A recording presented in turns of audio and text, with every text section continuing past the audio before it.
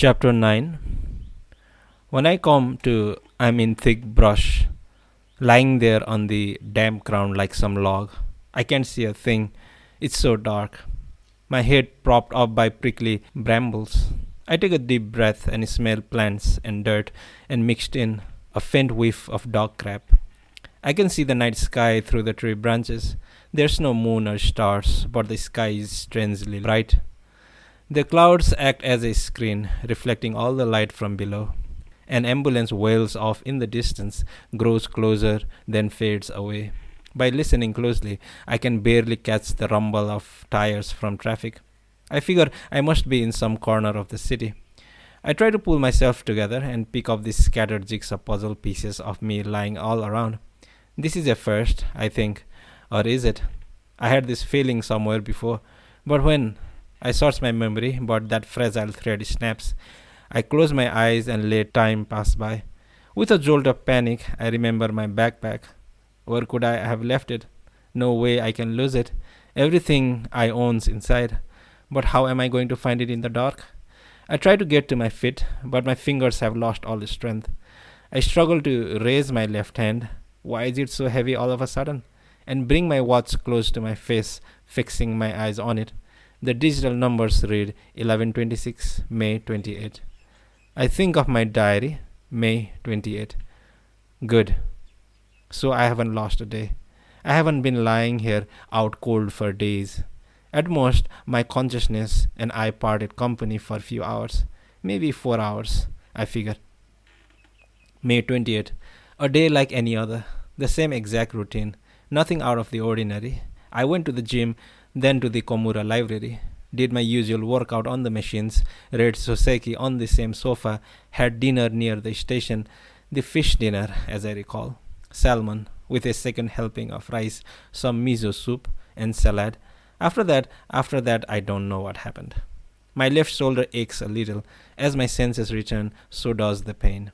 I must have bumped into something pretty hard. I rub that part with my right hand. There's no wound or swelling. Did I get hit by a car, maybe? But my clothes aren't ripped, and the only place that hurts is that spot in my left shoulder.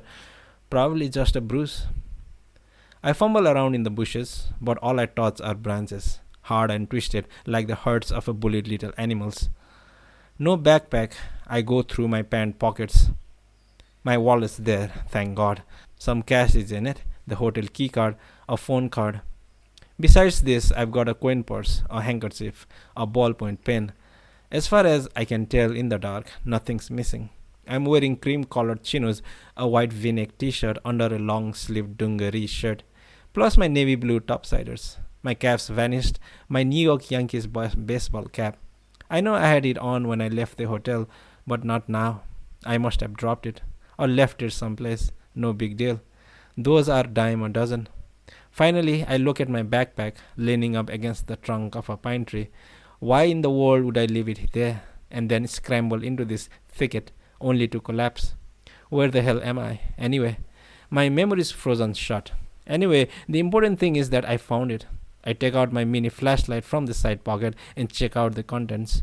Nothing seems to be missing. Thank God the sack with all my cash there. I shoulder the backpack and step over the bushes, brushing branches out of the way until I reach a small clearing. There's a narrow path there, and I follow the beam of my flashlight into a place where there's some lights. It appears to be grounds of a Shinto shrine. I'd lost consciousness in a small woods behind the main shrine building. A mercury lamp on a high pole illuminates the extensive grounds, casting a kind of cold light on the inner shrine, the offering box, the votive tablets. My shadow looks weirdly long on the gravel. I find the shrine's name on the bulletin board and commit it to memory. Nobody else is around. I see a restroom nearby and go inside, and it turns out to be fairly clean.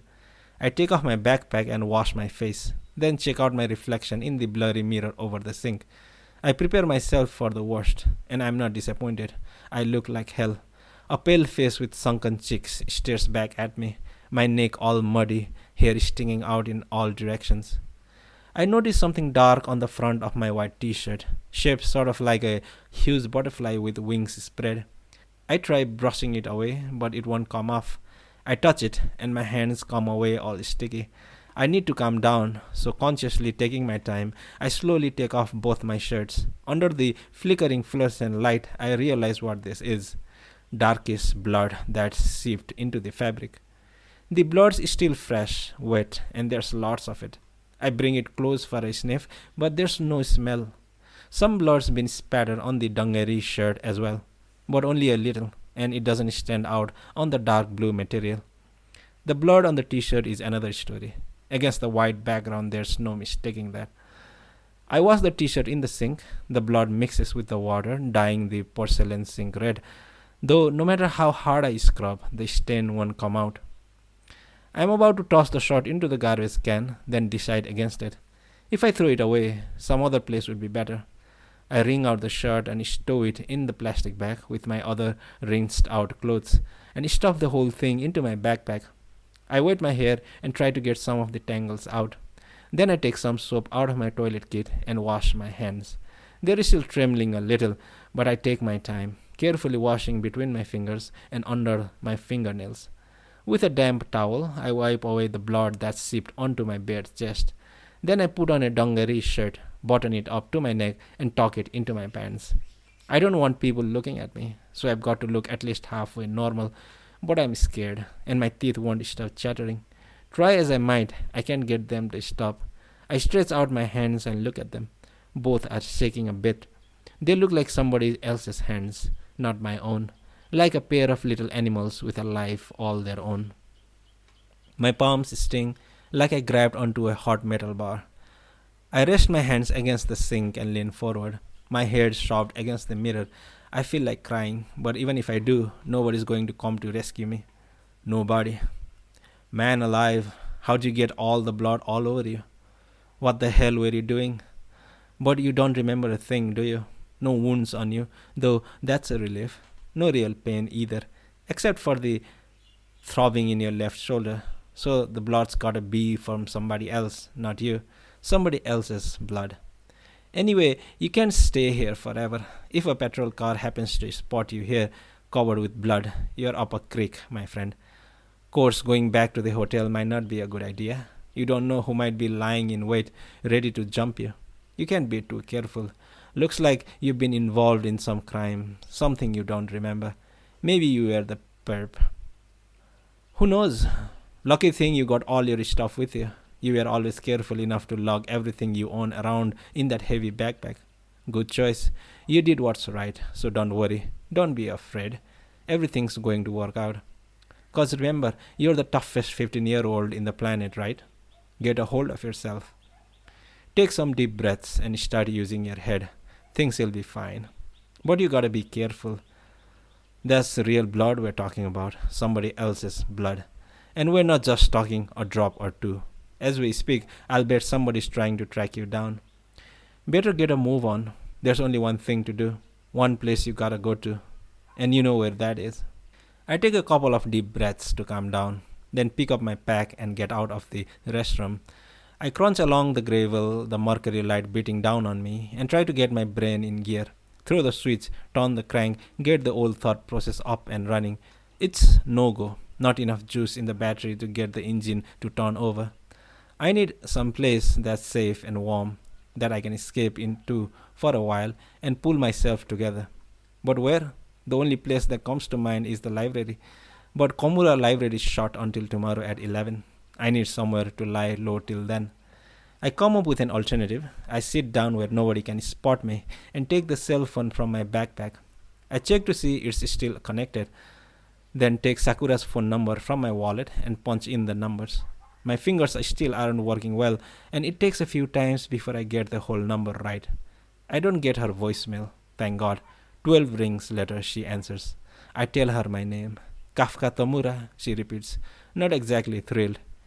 Do you have any idea how late it is? I've got to get up early tomorrow. I know, I'm sorry to call so late, I tell her. My voice sounds tense. But I had no choice. I'm sort of in trouble, and you're the only one I could think of. No response on the other end. Seems like she's checking my tone of voice, weighing it in her mind. Is it something serious? She finally asks. I can't tell you right now, but I think so. You've got to help me. Just this once. I promise I won't be a bother. She gives it some thought. Not like she's confused or anything, just thinking it over. So where are you? I tell her the name of the shrine. Is that in Takamatsu City? I'm not totally sure, but I think so. You don't even know where you are? She says, dumbfounded. It's a long story. She lets out a sigh. Grab a cab and come to Lawson convenience store on the corner near my apartment. They have a big sign and you can't miss it. She gives me the directions. Do you have money for a cab? I'm good, I say. All right, she says and hangs up. I go out the torii gate at the entrance to the shrine and head for the main road to flag down a cab. It doesn't take long. I ask the driver if he knows the Lawsons on that corner, and he says he does. When I ask if it's far, he says no, about $10 ride. The cab stops outside the Lawsons, and I pay the driver. My hands still unsteady. I pick up my backpack and go inside the store. I got there so fast, Sakura hasn't arrived yet. I buy a small carton of milk, heat it up in the microwave, and sip it slowly. The warm milk slips down my throat and calms my stomach a little. When I went inside the store, the clerk glanced at my backpack, keeping an eye out for shoplifters. But after that, nobody pays any attention to me. I stand at the magazine rack, pretending to be picking one out, and check out my reflection in the window. Though my hair is still a bit of a mess, you can barely see the blood on my dungari shirt. If anybody noticed it, they'd think it was just a stain. Now all I have to do is stop trembling. 10 minutes later, Sakura strolls in. It's nearly 1 a.m. She has on a plain grey sweatshirt and faded jeans. Her hair's in a ponytail and she's wearing a navy blue New Balance cap. The moment I spot her, my teeth finally stop chattering. She sidles up beside me and looks me over carefully, like she's checking out the teeth of some dog she's about to buy. She lets out a second, halfway between a sigh and actual words, then lightly pats me twice on the shoulder. Come on, she says. Her apartment's 2 blocks from the Lawsons, a tacky 2-story building. She walks upstairs, takes the keys out of her pocket, and opens the green panel door. The apartment consists of 2 rooms, plus a kitchen and a bathroom. The walls are thin, the floors creak, and probably the only natural light the place gets during the day is when the blinding sun shines in. I hear a toilet flush in some other unit, the scrape of a cabinet being shut somewhere. Seedy, alright, but at least it has the feel of real people living real lives. Dishes piled up in the kitchen sink, empty plastic bottles, half-read magazines past their prime, potted tulips, a shopping list taped to the fridge, stockings hanging over the back of a chair, newspaper on the table open to the TV schedule, an ashtray, a thin box of Virginia Slims. For some strange reason, this scene relaxes me. This is my friend's apartment, she explains. She used to work with me at a salon in Tokyo, but last year she had to come back to Takamatsu, where she's from. But then she said she wanted to travel to India for a month and asked me to watch the place. I'm taking over the job while she's gone. She's a hairdresser too. I figured it's a good change of pace to get out of Tokyo for a while. She's one of those new age types, so I doubt she'll be able to pull herself away from India in a month. She has me sit down at the dining table and brings me a can of Pepsi from the fridge. No glass though. Normally I don't drink colas, way too sweet and bad for your teeth. But I'm dying of thirst and down the whole can. You want anything to eat? All I've got is cup noodle, if that'll do. I'm okay, I tell her. You look awful, you know that? I nod. So what happened? I wish I knew. You have no idea what happened? You didn't even know where you were? And it's a long story, she says, pinning down the facts. But you're definitely in trouble? Definitely, I reply. I hope that at least gets through. Silence. All the while she's bathing me in a deep frown. You don't really have any relatives in Takamatsu, do you? You ran away from home. Again, I nod. Once when I was your age, I ran away from home. I think I understand what you're going through. That's why I gave you my cell phone number. I figured it might come in handy. I really appreciate it, I say. I lived in Ichikawa, in Chiba. I never got along with my parents and hated school. So I stole my money from my folks and took off, trying to get as far away as I could. I was 16. I got as far as Abashiri, up in Hokkaido. I stopped by a farm I happened to see and asked them to let me work there. I'll do anything, I told them, and I'll work hard. I don't need any pay as long as there's roof over my head and you feed me. The lady there was nice to me, had me sit down and have some coffee. Just wait here, she said. The next thing I knew, a patrol car pulled up outside and the police were hauling me back home. This wasn't the first time the lady had gone through this sort of thing. The thought hit me hard then that I had to learn a trade. So no matter where I went, I could always find work. So I quit high school, went to a trade school, and became a hairdresser. The edges of her lips rise a bit in a faint smile. A pretty sound approach to things, don't you think? I agree with her.